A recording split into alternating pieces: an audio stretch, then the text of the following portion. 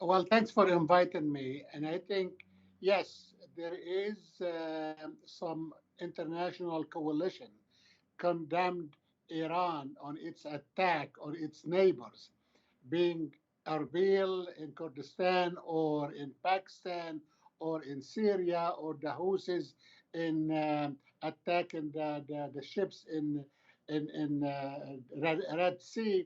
All of these, everybody here in the United States saying the problem now we are facing is Iran. Iran is the head of the snake, and Iran needs to be dealt with because their behavior to toward the region, they are undermining the security of the region. They are undermining the stability of the region, and they use their proxies, being Hezbollah or others in the region, to undermine the effort of the international community. So there are a lot of members of Congress calling on President Biden to hit Iran, try to hit the oil refinery for Iran, because it seems Iran is not getting the message that what they are doing is horrible for the region. There are uh, two branches. One branch going toward peace, led by Saudi Arabia and other coalitions in the Arab world, and there is Iran trying to undermine any peace movement. So therefore, I think the coalition in the United States, regardless of Democrat or Republican, they want to see some kind of hit the refineries of Iran to learn the lesson not to interfere in its neighboring countries. We don't know yet under this administration because this administration is weak. This administration is the opposite of the prior administration under President Trump. Under President Trump put the heaviest uh, sanctions on Iran, and also he put sanctions on the Houthis in Yemen.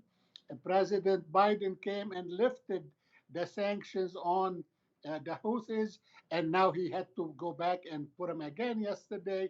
But also he lifted some sanctions on Iran, and he flooded them with cash. So up till now, this administration is very, very weak to deal with Iran because they want to go back to the nuclear deal, which was under President Obama. From that point of view, the Americans, they look into Iraq and they see stability in the Kurdistan region. And they say, why can't the rest of Iraq have stability rather than chaos in Baghdad, in Basra, and different things? And the only thing different in that part since the 90s, the Kurdistan obviously it's a self determination, but and a lot of people in the United States they believe they need to do the same thing in the rest of the country, try to do federations in the region. That's what they like to do. Well, for United States to respond to any attack on Iraq and does not involve American troops being hurt, the public will not support the administration, the U.S. administration, in response of any attack on Iran. They leave it up to the government of Iraq to respond to the on Iranians. The same thing, the government in Pakistan responded to Iran. So the public does not have the stomach, does not have the ability to support the administration in such act. But as you know, there are two American bases in Iraq, and those they create stability in Iraq and in the region.